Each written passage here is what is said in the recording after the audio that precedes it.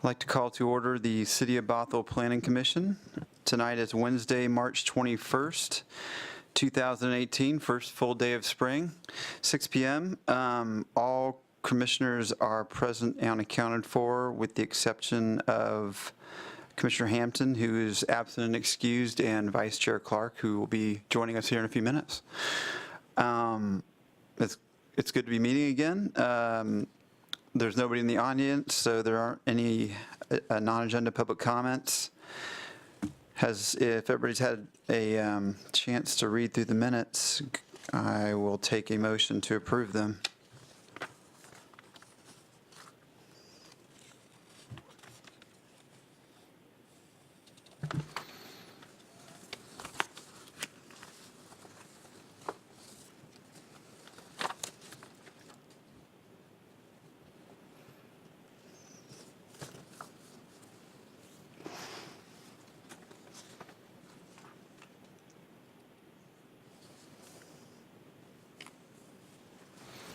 I would move approval of the minutes.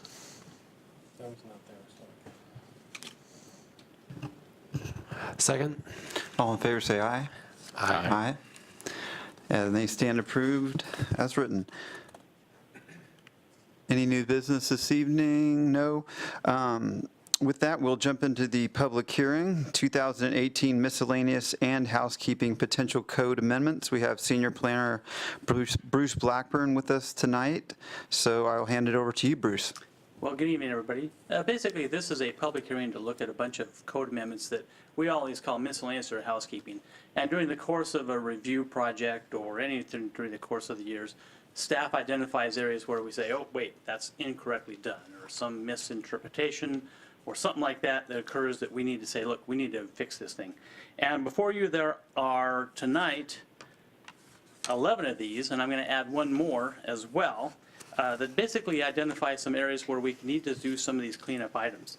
Now, the area that I'm identifying is that within the North Creek, Northeast 195th Street sub-area, and that's up on your dais, and it's basically this sheet here.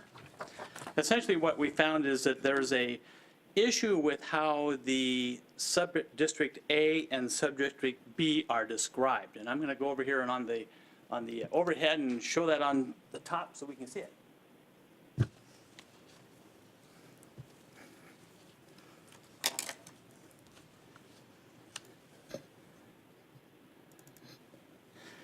Basically what you can see here is that this is the area that has the orange, that's only showing partly this, but this is the area called Subdistrict A. And basically it's the valley floor of the North Creek Valley.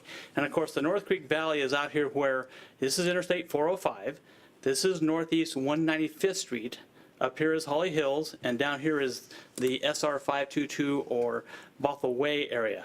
And essentially there are two sub-districts within this sub-area. One is District B, which is on the valley walls, if you would, on the east and west, and the other is Subdistrict A, which is the valley floor. There are some different provisions regarding building height and setback that are applied to District A and District B that we want to make sure we get those correctly. However, during the course of an applicant coming in and speaking with us, we discovered that the districts had not been updated when we did the downtown sub-area plan. And when we did the downtown sub-area plan, some areas of what was called the North Creek 195th Street sub-district were removed. And some areas have been changed subsequently. And essentially what's happened here is that when you go to this particular provision in the code that basically talks about the sub-districts, it still makes reference to those old areas that are no longer within the North Creek sub-area. So essentially what we have to do is we have to change this slightly to include a property that's RAC, OP, CP, LI, MVSO within Subdistrict A, which is right here, and clarify that in Subdistrict B, it's lands that are 9600, which is on the west portion of the subdistrict, and lands R2800 OP on the eastern portion of the subdistrict. So basically this is a whole lot of work just to basically come up with a way to more clearly identify what that is. And it's one of these things that's kind of funny, this has been around since 2009, and this is the first time we've really noticed this, and it was because an applicant was like, wait a minute, I don't understand how this district is setting up. So what we've done is that we're proposing some minor code amendment changes here, just basically talking about describing the area, not necessarily the, of course, there's no provisions that are changed, no building height changes or anything like that. Just basically clarifying that this is subdistrict A and this is subdistrict B. So that's the only thing that we have added to your docket of items. The other 11 items are very similar to what we had when the study session we had a couple months ago, and that is these items right here that are in the finding 1 through 11, and essentially they are pretty general provisions that I think that we can kind of go through and identify what we have, if you have any concerns or anything else you have, as well as, of course, we've provided you some really early draft findings for the Planning Commission to take a look at. Again, we're doing a lot of work on trying to make our findings much shorter than they used to be. They used to go on for page after page. We're trying to make them much more abbreviated so that it doesn't take forever. So that's going to conclude my discussion, and I'm ready for questions or discussion or whatever we so desire. Thank you.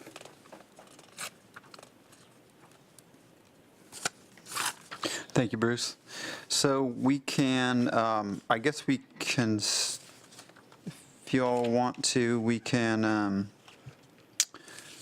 go ahead and go through the packet that Bruce gave us, but, and maybe the last thing we can get to is we'll go ahead and finish with the part that you just went over, Bruce, and if people have any, that way they have time to review it some more if they need to.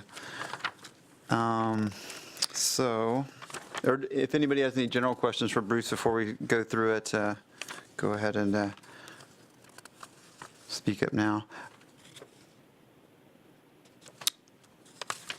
Let's see, so we can skip ahead. Well, we can just go to page 1 then. Findings? Of the findings. Okay, yep, fair enough.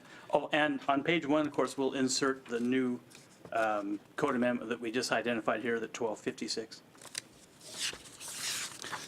Okay, right.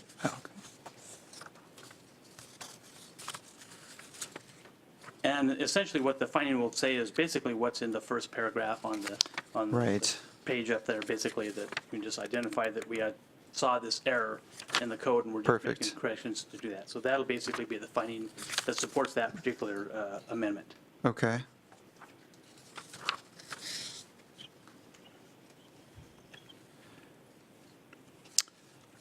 I guess I'd also like to go through the, after the findings, we have the kind of the more of the breakdown of the code and any of the changes in the language. And let's start with page 1 of that portion. Does anybody have any questions about that one? I'm sorry, I was in the So after the findings, Oh, I see. So you've gotten into the actual code language itself? yeah, I think so, unless was that fine, just go into code language itself? Okay, great. And that makes sense because that may affect the findings. Exactly. So, page 1 of let's start with page 1. And then page 2.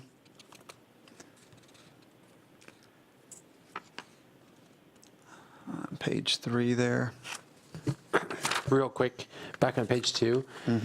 This one is the first note up at line 4 through 13. I think this was the topic that we spent the most time on last time.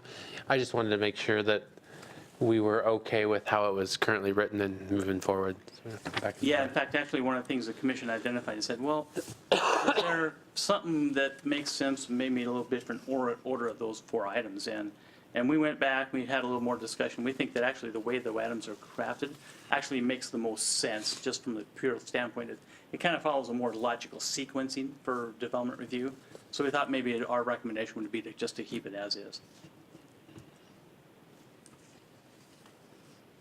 So yeah, between lines 9 and 13, I guess, are the important parts. Yeah, I mean, I support keeping it as is. That was what I included in my notes from last time, but just wanted to see if there's any discussion before we move on.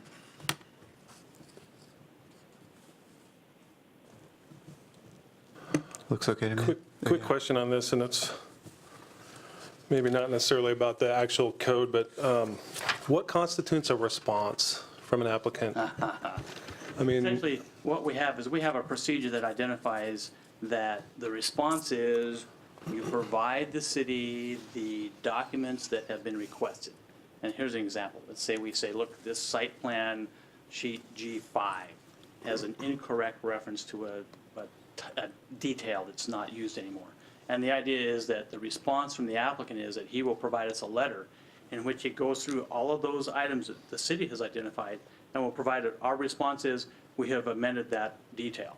And basically that's the response that we're looking for.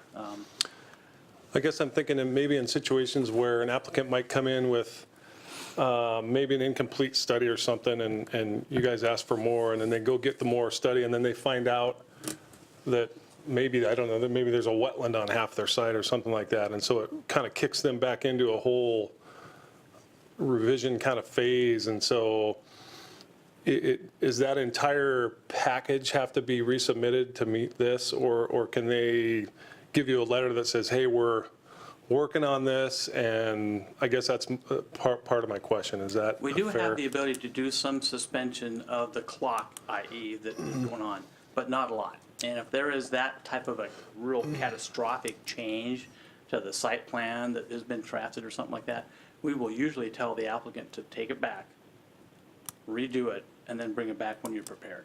And that is more efficient for sure for our standpoint. But I mean, if they're already in for application, so would you push them back out into a new application? Is that what you're saying, or? Usually, and I don't. I mean, is what you're looking for is? I'm trying to think if we've had a single situation where an applicant missed something that grossly that required that they resupply, and that very rarely happens. Okay.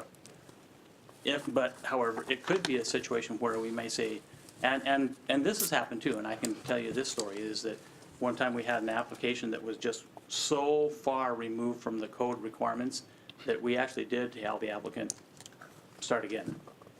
Yeah. And we actually denied, there's a procedure that deny a project, it's an expedited procedure to deny, and we denied the project, and then they had to resubmit Yeah. application.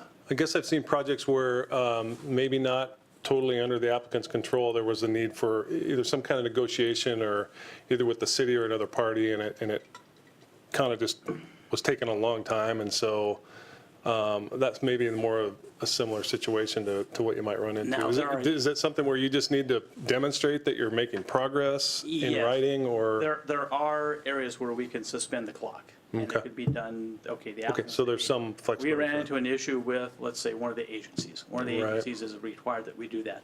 We will suspend the clock until they get that Okay. agency issued address. And this happens a lot, sometimes with the tribes.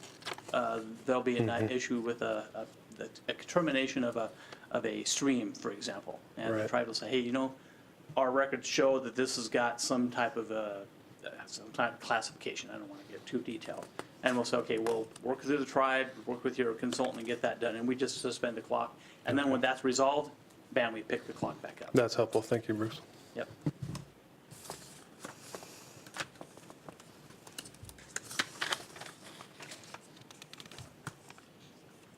Okay, and anything on page 3?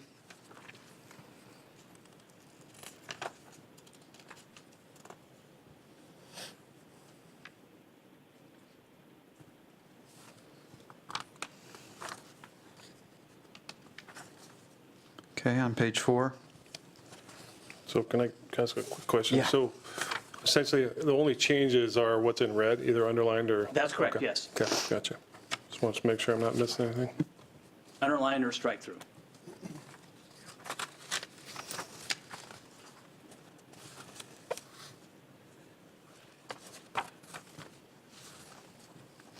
And on page 5, Bruce, I just had a question. So on that spreadsheet there, graph, where it says households of more than 6 unrelated persons, it still doesn't have anything in the zoning classification there. Is That's it- correct. And that's purposely done that way.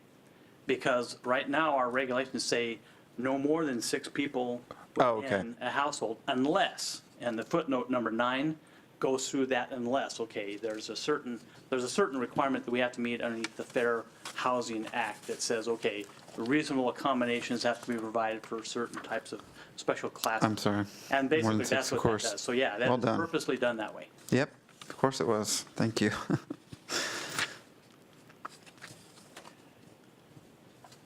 I see on page 6 it has it allows the city to be able to go back and grant approval for more persons. Yes. And this, again, this language comes right out of the Director. Fair Housing Act. Yep. From, well, the Federal Housing Act, basically, so. Okay. Okay, moving on to page 6 and 7.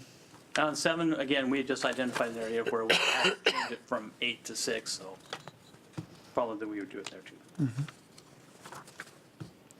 And then on pages 8 and 9, we had a little bit more of an extensive, you gave us a really good explanation of this last time, but maybe for people who weren't here, could you just kind of break down again the Absolutely. misconceptions in mobile home parks with regards to just moving it while we're talking about it here? Right. Well, essentially what we have is we have 2 different types of mobile home parks.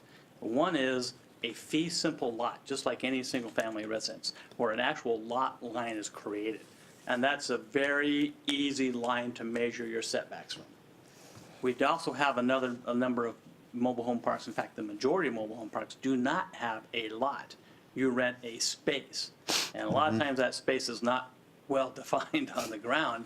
So what that means is that, let's say you take an old one out and you want to put a new one in, and there are separation requirements, there are setback requirements, where do you measure it from?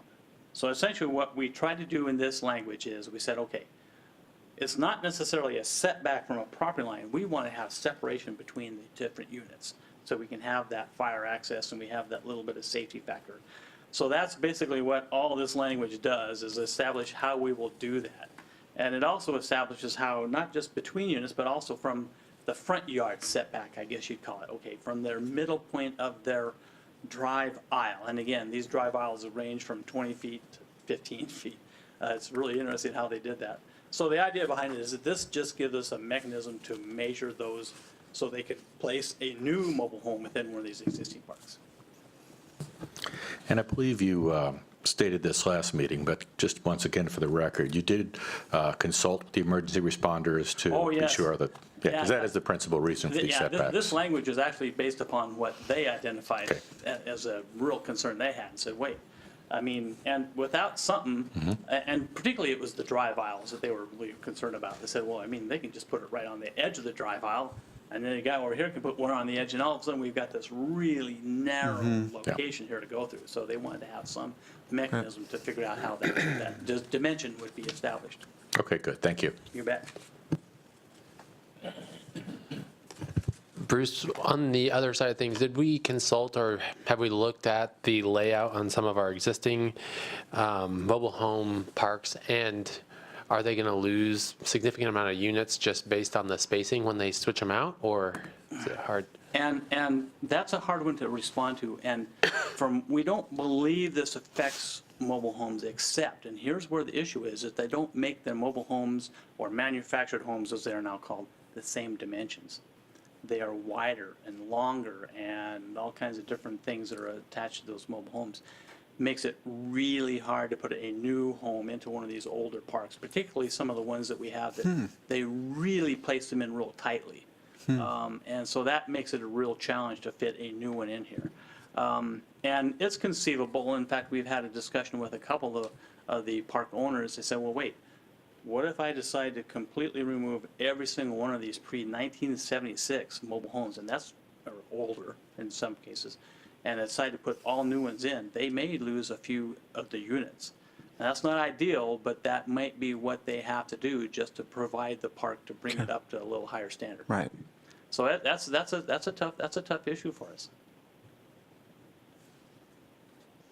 I don't know if there's really a good answer to that, but conceivably, yeah, you could look at it. A significant change, you might see some different units counts. Yeah, I don't think there's an easy answer to that one. Just with the affordable housing, this was one of the mechanisms as far as, maintaining the stock that we have, and if we're going the other direction with replacing them, I mean, safety kind of trumps the individual lot yield by an owner of one of these parks, but at the same time, it's serving a benefit to the city too. That's interesting to identify safety, because we actually do have a few parks where we have a number of the older units that are in dire need of something. And I won't say repair or replacement, but probably along those lines. And it's always a challenge, because as you identified, these are really important locations for folks who just don't have a lot of money for a more traditional housing. Right. An apartment or a condo or a regular traditional house. These are a really excellent mechanism for them to live someplace. So it's a real challenge.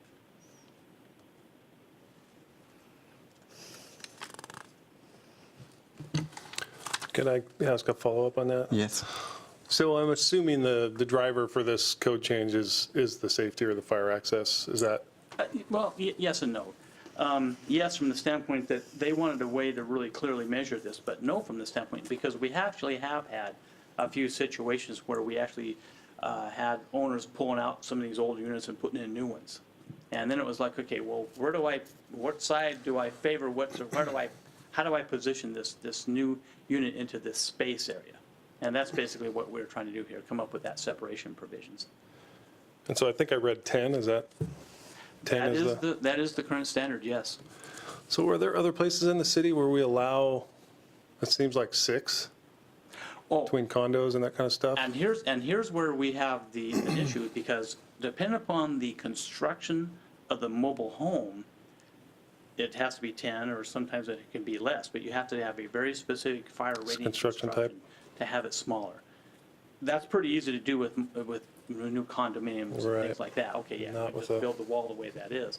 Mobile manufactured homes come from a factory someplace, and they don't necessarily say, oh, well, we'll make sure we have a fire separation rating of, I don't know, whatever it is, 1 hour or 2 hours or whatever it is, so we can be closer. They rarely do that, so it does make it a real challenge here. Okay, so it really is coming down to that particular issue. Okay. It would be great to see some kind of mechanism if there's a hardship or something particularly for an owner who's, has to replace or whatever, for not to get him in a situation where he's, or she is just now out, or, whatever.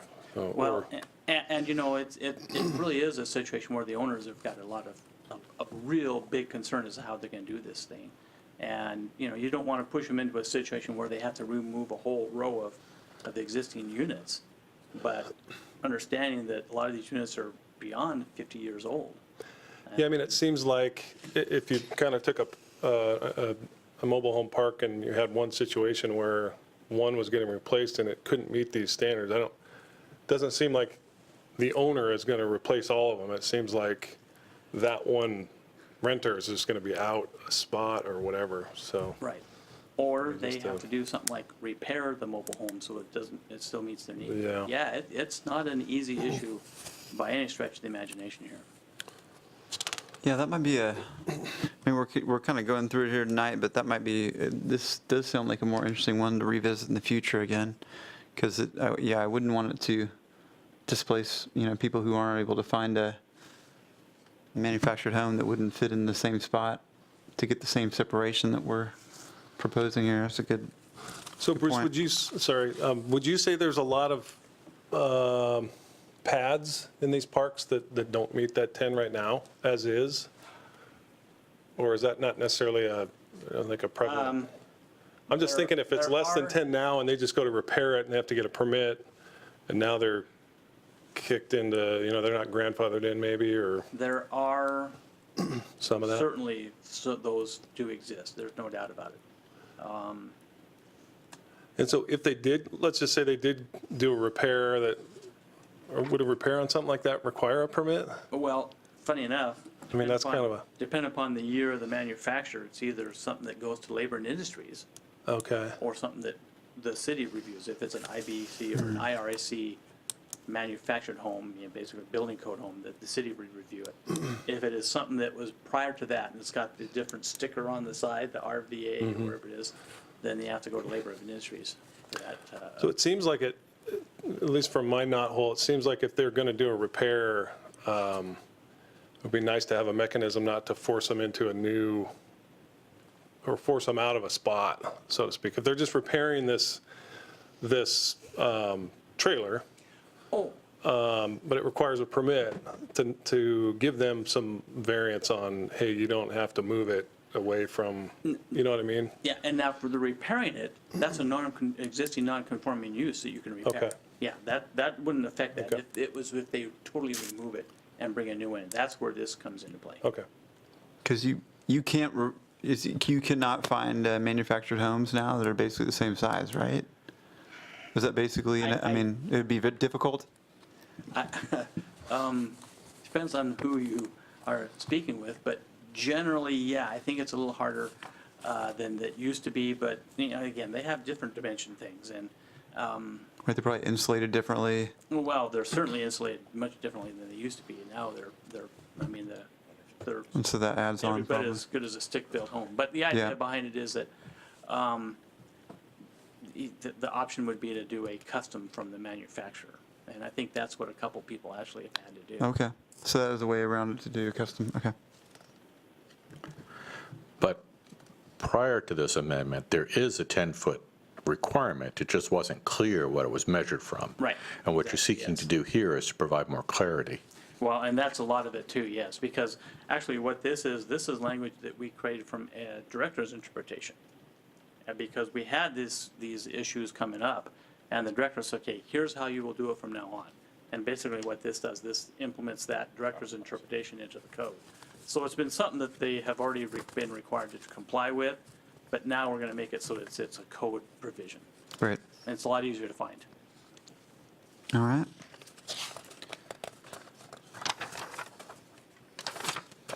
Pages 10 and 11.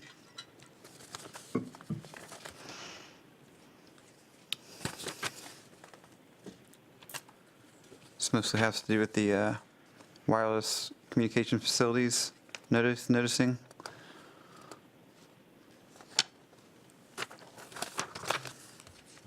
And 12 and 13.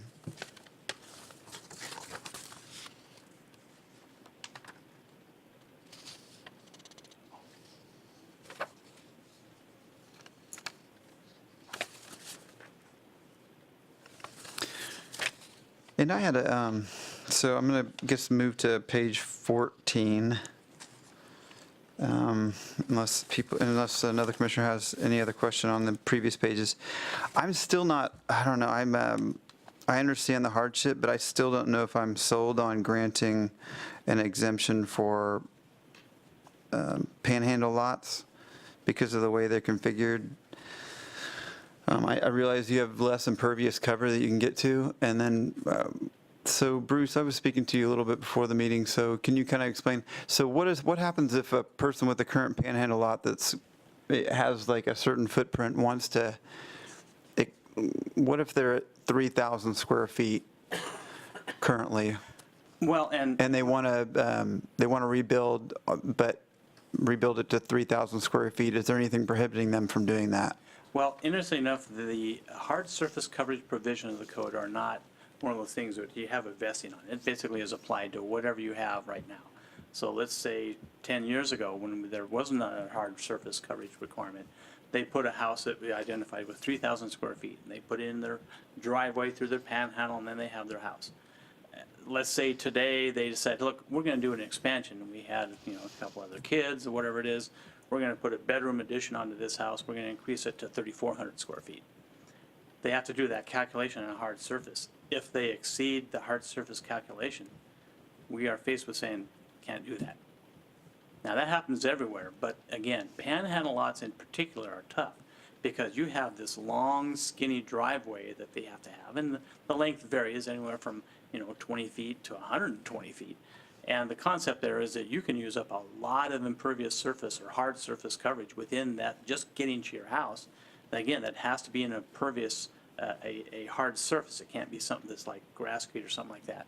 So that eats up a lot of their allotment. And it just seemed like it was fair to staff anyway, that we give them that ability to have that driveway come back to their house and then they have a regular-sized house on their lot.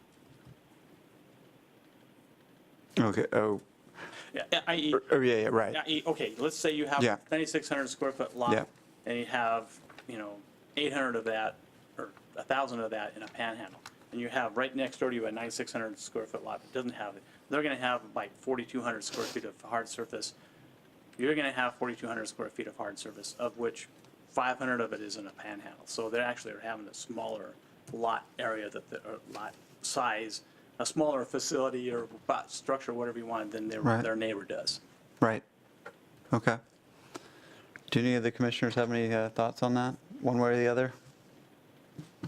Commissioner Cecil? I like the idea. I think, especially with some of I see a lot of these kinds of lots up on Maywood Hill where you've got a house back, maybe behind two other lots. So that's 100+ feet, by, I don't know what the minimum is, 12 feet maybe for a single family, At least, yes. something like that. So you're up into thousands of square feet. So if you're going to, without this provision, you'd be basically allowed to have a little cabin or a tough shed or something back there. So Maybe not. I like well, yeah, maybe I'm just exaggerating, but I like the idea. I think it provides for consistent housing as well. So similar footprints around the neighborhood, so. Now, alternately, if the access were through an easement and not through owned property in the panhandle, the hard surface on that easement would go against the property that it's on? Yes, it would, yes. Yeah, because an easement is still the property of the person who's granted the easement. Yes. They're just allowing somebody to use that easement for a certain purpose. So they're giving up a portion of their They are. developed hard surface by allowing that. They do. Actually, and I think I'll kind of dovetail a little bit on what Ryder said, is that these are infill lots, where you have a half an acre piece of property and you want to have a lot behind it for your kids. And that's a scenario we're seeing quite a bit nowadays, where, well, we want to put and we don't want to do the easement thing, we want to do a panhandle or something like that, or a tract, or any of those kind of things. And so that, we actually are seeing quite a few of those now. Commissioner Cave, do you have any thoughts on that one or the other? No, I understand your concern, but I guess I lean more in favor of having something to codify it. To Roger's point, I kind of like the idea of, a standard housing units and not having something tiny on this one back lot. Otherwise, there's going to be certain pockets. I mean, there's not a significant amount of these lots that are still around, but for the few that remain, I guess I don't really see an issue with it. Okay. I'm okay with it as drafted. So I guess that's a majority of the commission then. I still need to do some thinking on it, but the commission is okay with moving forward with that. Got it. Okay.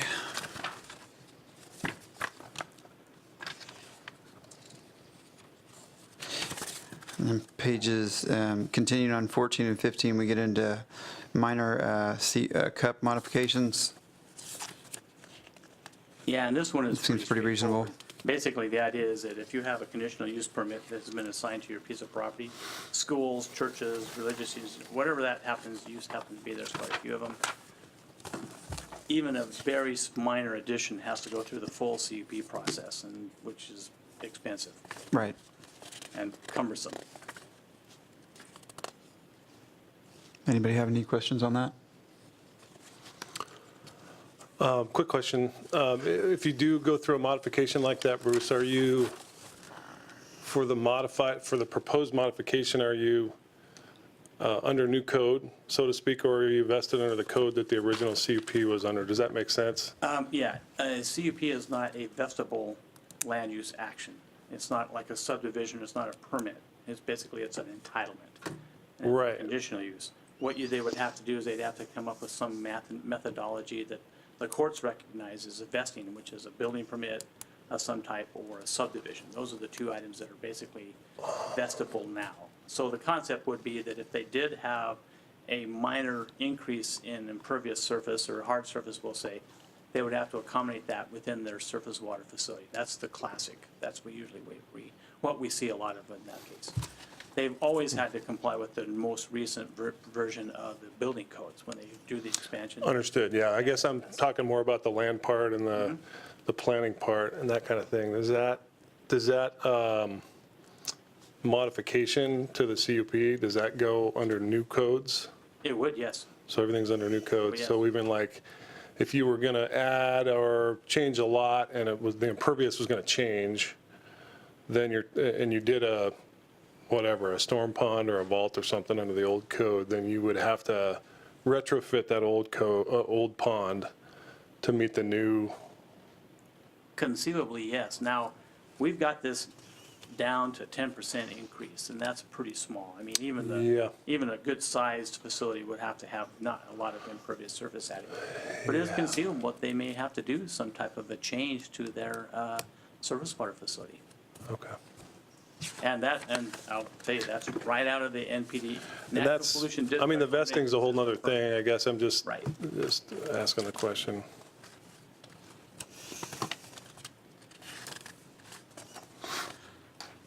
So we'll move ahead to pages 16 and 17 then. Oh, good evening, Mr. Commissioner Clark. Hi there. Apologize for being late.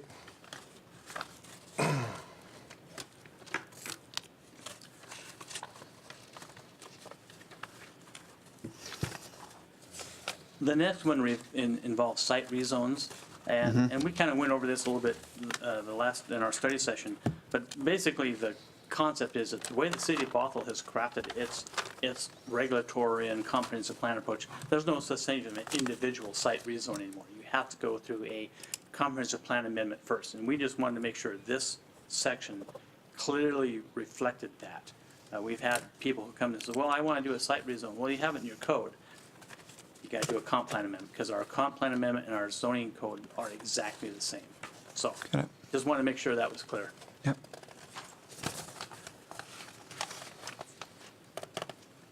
Oh, And then it looks like the next part is just removing some old language from Lower Maywood.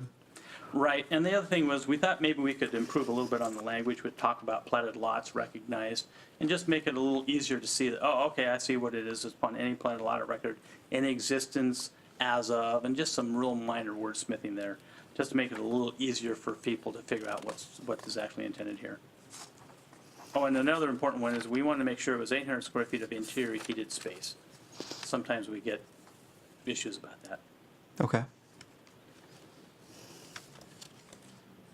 And a new illustration on page. That's right. New and improved. A new and improved the illustration on page 9. And this illustration only applies to differing zoning, right? It's not Yes. necessarily, okay. It is a very specific location within the city of the Lower Norway Hill area, and only when. Lower Maywood.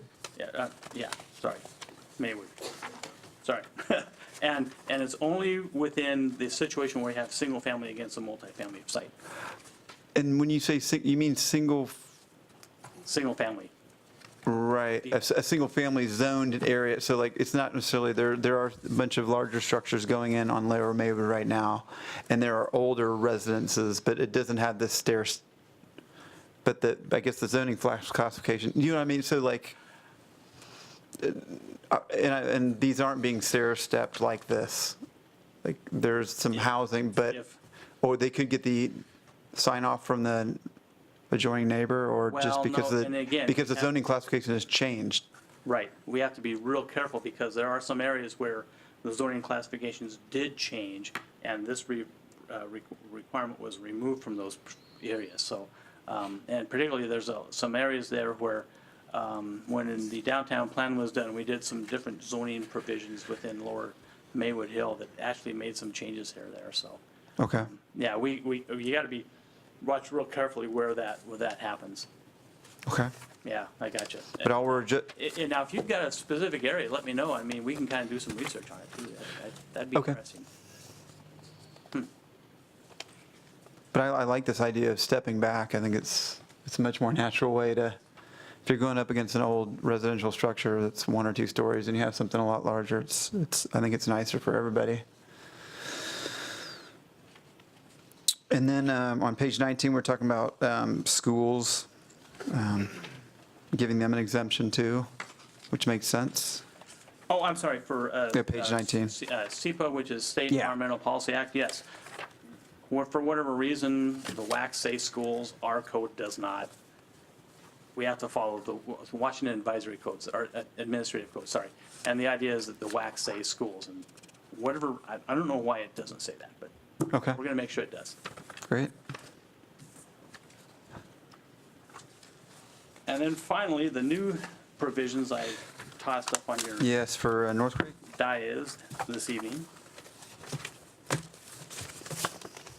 Which you gave us some explanation on earlier. Right, right. And on the back page is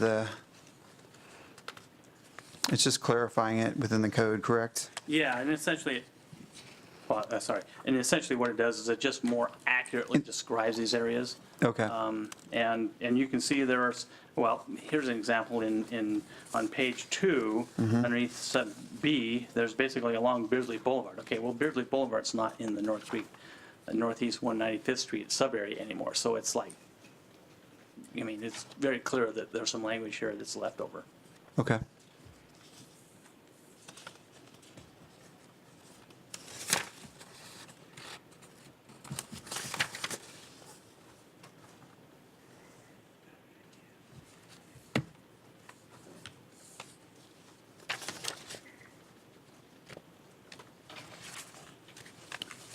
Does anybody else have any other questions about anything in the packet?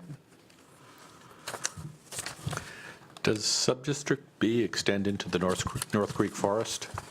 Yes, it does, as a matter Yeah, of fact, so that- yes. In fact, this is one of the things that's kind of interesting about this is that the North Creek Forest is significantly within sub-district. Yeah, that's what I thought.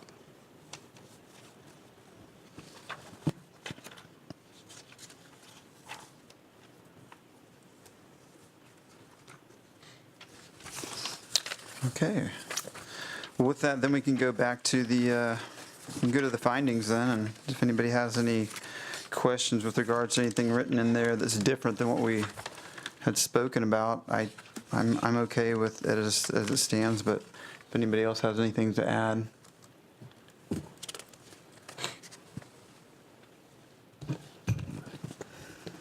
I mean, I think we went through it pretty quick tonight, but for a lot of these items, we already saw them and had several meetings about them, so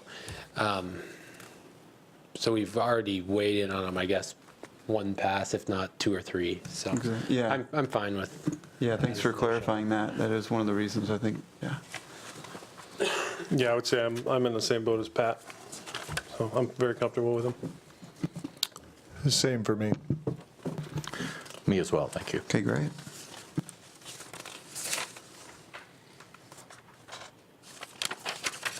So with that, I'll take a motion to approve the findings. You Was it- may oh, wanna what was that? Technically close the public hearing first, Oh, and yes. then go on to the, Okay, with that, we can move to close the public hearing on this topic. I'd like to move to close the public hearing. Second? All those in favor say aye. Aye. Aye. Okay, the public hearing is now closed. Anybody have any questions with regards to anything else? Okay. So a motion to approve the findings as written. Motion to approve the findings as written. I would second that. Okay, all those in favor say aye. Aye. Aye. Okay, the findings stand approved as written. And with that, we will go ahead and, there's, and the code amendments too, I mean, just make sure, I just want to make sure we're, Oh, the findings was just part of it. yeah, that's part one. The code, the planning commission recommendation is what this will, oh, right, exactly. yeah, there you go. Okay, so, Do you need a clearer yeah, motion? maybe we should, So I guess I would move that we approve as presented the 2018 miscellaneous and housekeeping potential code amendments. That's my motion. yeah. Second. All those in favor say aye. Aye. Aye. Aye. Thanks for clarifying that, Bruce. Thank That you was for done. staying on top of me there. There's been a study session this evening. Is there any old business? Okay, and then with that, we'll hand it back to Bruce. Well, eventually, what I wanted to make sure you had is that we have the docket 2018 before you right now. I don't have one in front of me, but interestingly enough, if you look at the docket, particularly on the second page, we actually did a lot more work on what our actual resources are as far as our staffing levels go. And that was an important thing for the council to look at, because in years past, what we've done is we've always had a tendency to overfill the picture, if you would. And we'll add this one and we'll add this one. And we want to make really clear the fact that we actually have had and interestingly enough, significant reduction in the amount of long-range planners we used to have. There's a table on the second page that actually shows where we have been historically. And, you can see the population goes up and the number of planners goes down. That's an inverse relationship that we're not really wild about. And of course, I know we're working on addressing that, but still, it's kind of an interesting aspect. So that was a really important component of the council discussion on the docket. And basically, the concept was that we identified a number of things that were mandatory. For example, a shoreline master program update, to change to our critical area regulations and those things. We identified some areas that were important for council goals, and that was the Canyon Park Regional Growth Center update, basically a sub-area update, as well as the housing, affordable housing provision. And finally, we identified some items that the council had more discretion on. That was kind of an optionary item for the council to look at. And we identified a number of items that would be done in 2018, and then the council said, okay, the rest of them we're going to assign to 2019. So attack these, and I can't remember what the number is. I think it's 8 items, staff, and go forth and conquer. One of the things you've done tonight is you've taken care of one of those items, or partially one of those items, which is the DSI, the Development Services Initiative improvements. These code amendments, even though they're small, are really important to our development review staff, because it really cuts out a lot of really duplicated effort. And you can say, well, what's the big deal about moving a couple lines? That's a really big deal for them, because they don't have to spend a lot of time explaining a lot of things. So these are really important code amendments. Something that we're working on right now is some amendments to Title 20, which is our building and fire code provisions. We've just started the discussion on that. There's a lot of changes we want to do in that as well. So those are, again, areas where we can really improve and enhance our ability to do work. And that's important, because with our resources we want to make sure we're as efficient as possible. So that's something we're working on as well. So with that, I guess I'll turn it over to the commission if you have any questions. We provided the document up there on your days. Maybe you may want to take a look at it or kind of look at it, but that's kind of what our mission is for 2018. The information on page 2 is exactly what we were looking for, I think, before we crafted that letter, and it really lends weight to what we were requesting just as a flyer to the city manager. So I think this is really fascinating that probably by now we've quadrupled our population since 1990 and halved our planning staff. So. Yeah, well, and it's not all planning staff, it's just long-range planning staff. But it was interesting, because when we actually had our study session, and that's an important thing for the staff to do as well, when we have the planning commission have a study session with us, and you folks, I guess it's all guys now, you identified, look, what about the hours? How much time does it take to do this thing? What kind of hours do you have? And that was an important area that we thought about and said, that's important, and I think that the council would like to have that as information as well. So we spent some time trying to craft that, and we actually came up with estimated hours for each of those items. And interestingly enough, some of you are going to look and, oh my goodness, 800 hours for Canyon Park Regional Growth Center update. That's a pretty realistic number. We think that we will spend at least that much. I've been working on the visioning element since July, and I've got well over 500, maybe almost 600 hours into that. So these things take a lot of work. One of the things that was kind of fun is we had an illustration of an iceberg. And okay, here's the part that the public sees, and then boom, there's all this other stuff that is part that goes into that work. And you guys know this. You've seen us, spend many hours on these kind of items. So there's a lot of work that goes into each of these items, even though they're fairly small. So that was a really important discussion that you guys helped us with. So thank you. You bet, Bruce. Thanks for putting this together for us. Feel free to speak up if anybody has any thoughts on it. I have a quick question, Bruce. On the last page 13, you've got a kind of a summary of this thing. I haven't added all this up, but it looks like you guys have at least made an attempt to pare down what you're going to be working on in 2018 to match what you have available. Is that correct? Yeah, that was it. We identified as it, between Dave Boyd and myself's time, we got about 2,200 hours of what we can dedicate. Because one of the things that people forget is that we have a lot of time that we spend just coordinating with other developments. We help with development review staff, we help with public, we meet with, that stuff takes up a lot of time. So the concept is, what do we actually have hard physical time to work on? And we came up with 2,200 hours is really what we have to devote purely to these type of tasks. And then we started adding up the hours that we needed, and we said, oh my goodness, we are in a serious deficit for trying to get all these things done. So it was a lot of hard choices to be made as to what we could actually get done. So you've pared it down from the 3,150 down to 2,100, which is a little bit under your projected available work hours, but doesn't leave much Yeah, contingency, yeah, all I of guess. a week. So the idea is behind it is that, yeah, it really did try and take a more realistic look at our resources and what we can actually do. So it was a really interesting and fascinating procedure we went through this year.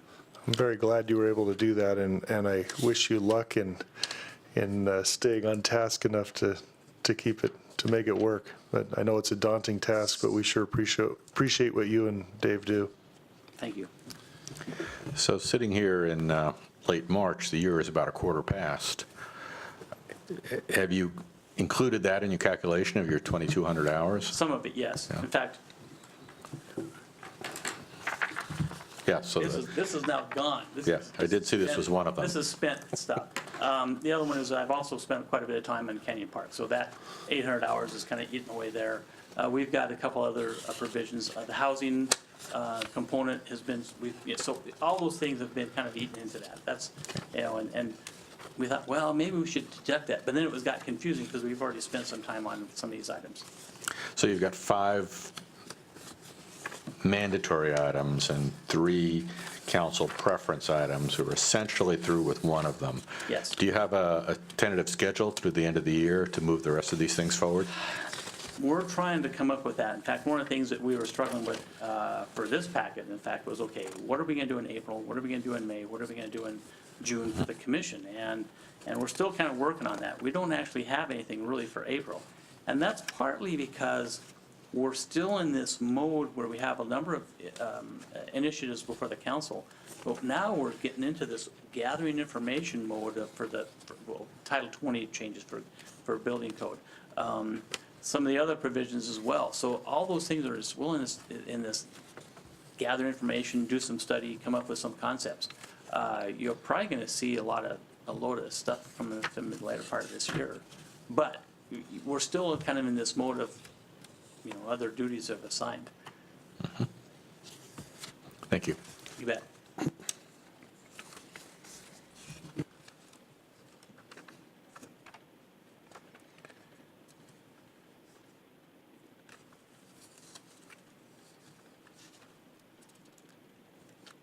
And speaking of that, the next item is on May 1. Yes. There's going to be a city council public hearing on the housing strategy that the planning commission has worked on.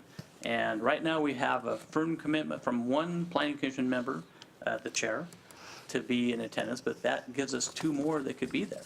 And so if you have a desire to be before the council and provide some input to the council, or respond to questions usually, there is that potential, but no more than 2. Yeah, does anybody else here want to be that other person on May 1st? I'm interested, but I need to run it through the upper management grid at home. So Okay. Okay, a couple of, okay. I'll get back Commissioners to you. Cecil and Cabe, okay, thanks. And my final item, it's actually not listed here, sorry about that, is Arch Housing 101. I put a flyer up there up there before. This is a great segue into it. It's on March 29th. And this is basically where Arch provides their really full, in-depth discussion about housing and what we do here. I've been to it about 5 years ago. It's pretty cool. But, you know, it's up to you. So the idea is that we can send 3 commissioners. If you decide to go more, let us know, and we can arrange that. I mean, just basically have to make sure that everybody understands that there would be a quorum of the commission, no business will be conducted, and we're okay to do that. So if you want to go, let me know, and we'll kind of keep a tab on who's going to be there and make sure we don't go into that number. And if we do, we'll take steps to correct that. Is it Michael and Arthur that are presenting at this? Yes. Okay.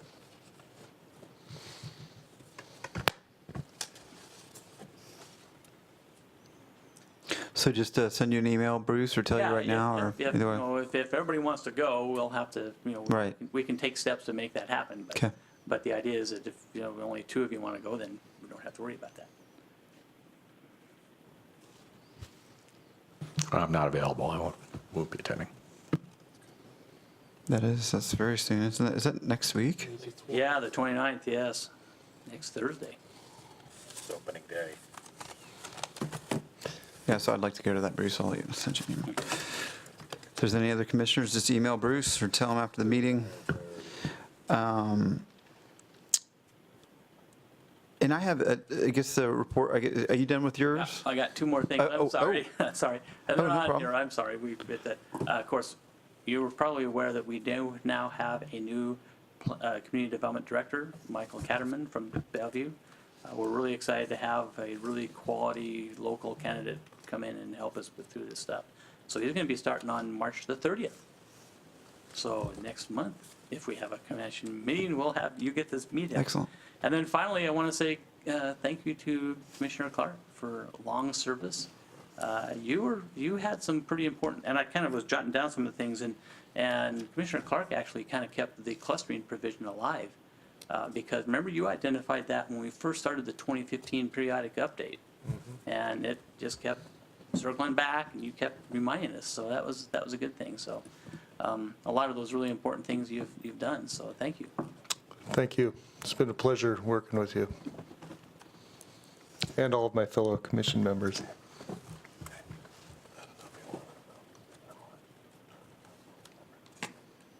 Oh, yeah.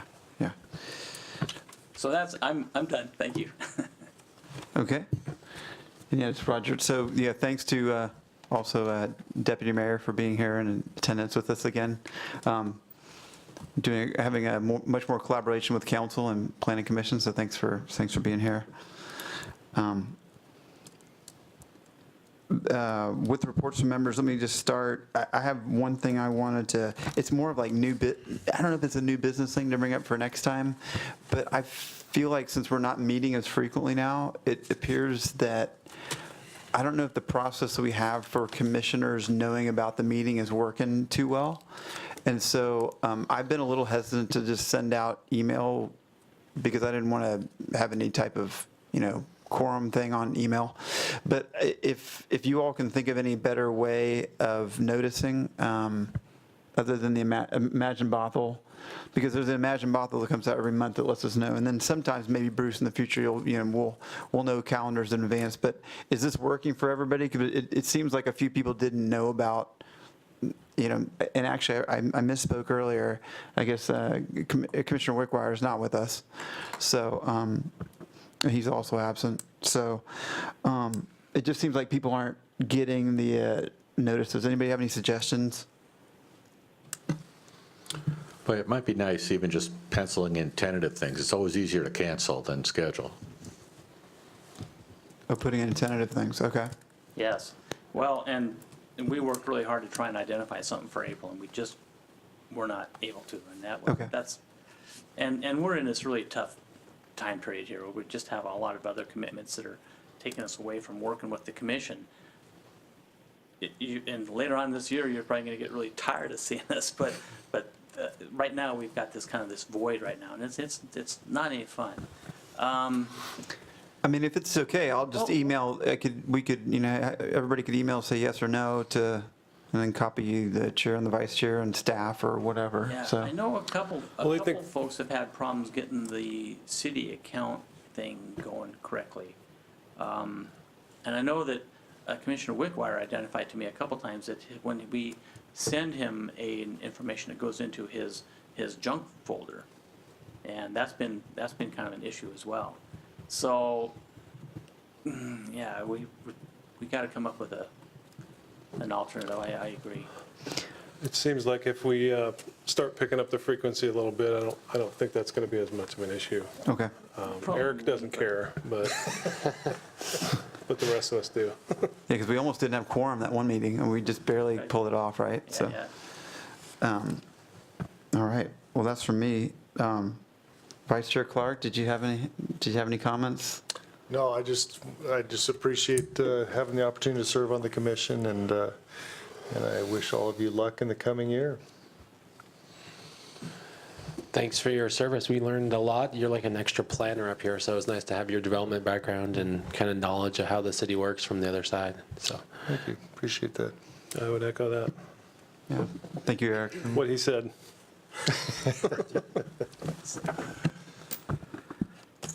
Any other reports from members? Okay. Now, just one last thing before we go. We actually are going to have an initiation meeting with the new commission members. If any of the commission wants to come, you're more than welcome. We can send that out generally as well. And that's basically what it is. It's just kind of a recap of what we do and how our code and stuff like that. And if it's been a number of years since you've been to that, it might be kind of interesting. You might say, hey, I forgot that. So anyway, that's going to be on April, You don't say. You said it's. 11th or 18th, so, Oh, okay.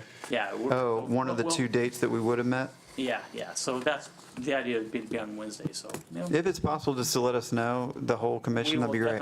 We will definitely send that out to you, yep, as soon as we get that firmed up. I think we ended up skipping that on when I came in. They were trying to Oh, schedule it, but I well, never got then it. we'll I never make got to. So sure I haven't been to get initiated yet. We'll so. make sure you, It's been several years, too. it just takes a long time to get the peanut butter out of your ears, but other than that, it's pretty good. I'm not sure I was ever initiated either, and you better hurry up with that, because I might be off the commission before I get initiated. Uh-oh. All right. And that would be an evening, same time? Yeah, basically the idea is we do it from 6 to Okay. whenever it happens to be. And basically, it will be county commission members as well as new landmark preservation board members. And were you estimating that to be early April, Bruce? 11th or 18th? Yeah, we're thinking we're going to have it on the 11th or the 18th. Okay. And that's a regular planning commission meeting night. So that should work pretty well for everybody. Okay, with that, kind of a motion to adjourn?